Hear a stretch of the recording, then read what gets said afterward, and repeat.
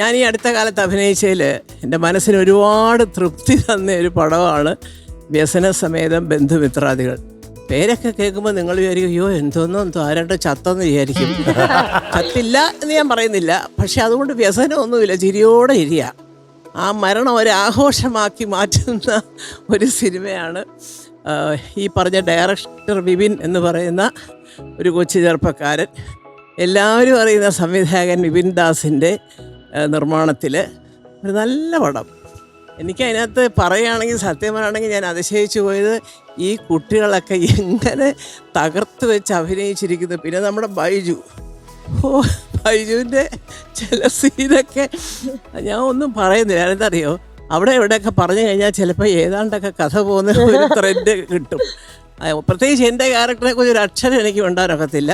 കാണാതെ ഇരിക്കുന്ന ആ സന്തോഷം തിയേറ്ററിൽ പോയി കാണാം. അപ്പോൾ എനിക്കൊറ്റ അപേക്ഷയേ ഉള്ളൂ. കാരണം ഞാനങ്ങനെ നിങ്ങൾ എൻ്റെ പടം പോയി കാണണം എന്ന് പറയുന്നത് എൻ്റെ ഫേസ്ബുക്കിൽ എൻ്റെ ഫ്രണ്ട്സിനോടാണ് ഞാൻ പറയുന്നത്.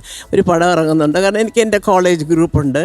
ഖത്തറിൽ ഞാനൊരു 8-10 വർഷക്കാലം ഉണ്ടായിരുന്നു. അപ്പോൾ അവിടെ ഉണ്ട്, ഇവരോടൊക്കെ ഞാൻ പറയും കാണണം എന്നൊക്കെ.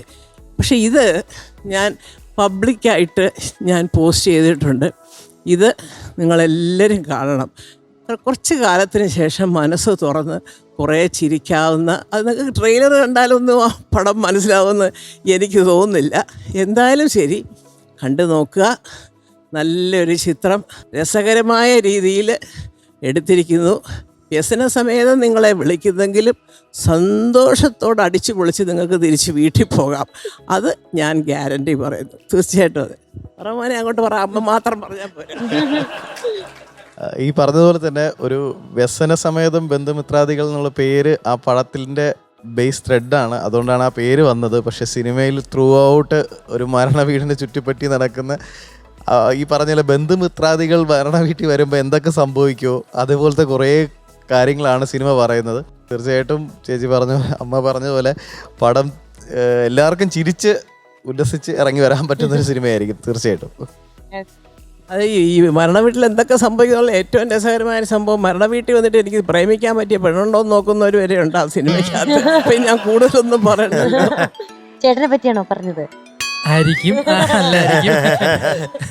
അമ്മ എല്ലാം പറഞ്ഞു ഓൾറെഡി തന്നെ. ഇപ്പം വ്യസനസമേതം ബന്ധുമിത്രാദികൾ എന്ന് വെച്ച് കഴിഞ്ഞാൽ അതിനകത്തൊരു ഗ്രാൻഡ്മയും കൊച്ചുമോളും തമ്മിലുള്ള ഒരു ബന്ധം, ഇമോഷൻസ്, പിന്നെ കോമഡി, കുറച്ച് പൊളിറ്റിക്സും ഒക്കെ സംസാരിക്കുന്ന ഒരു പടമാണ്. നമ്മുടെയൊക്കെ വീടുകളിൽ മരണം നടന്നു കഴിഞ്ഞാൽ അത് ബന്ധുക്കൾക്കായിരിക്കും അത് കൂടുതൽ വിഷമം ഉണ്ടാകുന്നത്. പക്ഷേ അവിടെ വരുന്ന പന്തലിടാൻ വരുന്നവർ, തൊട്ടപ്പുറത്തെ വീട്ടുകാർ, അങ്ങനെ കുറേ ബന്ധമില്ലാതെ കുറച്ച് മാറി നിൽക്കുന്ന കഥാപാത്രങ്ങളൊക്കെ ഉണ്ട്. അപ്പോൾ അവരെയൊക്കെ കാണുമ്പോൾ നിങ്ങൾക്ക് ഭയങ്കര റിലേറ്റബിൾ ആയിരിക്കും. ഇയാളെ ഞാൻ ഇവിടെ കണ്ടിട്ടുണ്ടല്ലോ. ഈ പടം കഴിയുമ്പോഴും നിങ്ങളുടെ മനസ്സിൽ ഞങ്ങളെല്ലാവർക്കും ചിലപ്പോൾ മറ്റു പല ക്യാരക്ടേഴ്സ് ആയിരിക്കും നിങ്ങളുടെയൊക്കെ മനസ്സിൽ കയറുന്നത്. നല്ലൊരു സിനിമയായിരിക്കും, എല്ലാവരും പോയി കാണുക. അപ്പോൾ പ്രേക്ഷകരും നമ്മളും ഒക്കെ ഉറപ്പായിട്ടും പോയി സിനിമ കാണുന്നതായിരിക്കും. ഒരുപാട് സന്തോഷം. അപ്പോൾ നമ്മുടെ ടോപ്പ് സിംഗറിന്റെ വക ഒരു ആദരവാണ് നമ്മുടെ സ്വന്തം മല്ലി ആൻറ്റിക്ക്.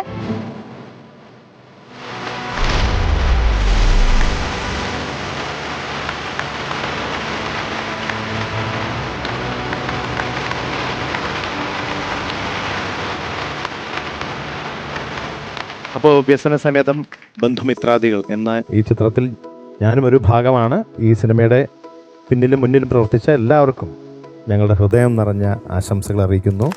പൂർണ്ണ വിജയം ആകട്ടെ എന്ന് ആശംസിക്കുന്നു. ഫ്ലവേഴ്സ് ഒരുക്കുന്ന കാഴ്ച വസന്തം യൂട്യൂബിൽ പ്രേക്ഷകർക്ക് ലൈവായി കാണാം. ഫ്ലവേഴ്സ് കോമഡിയിൽ ജോയിൻ ചെയ്യൂ, ആസ്വദിക്കൂ.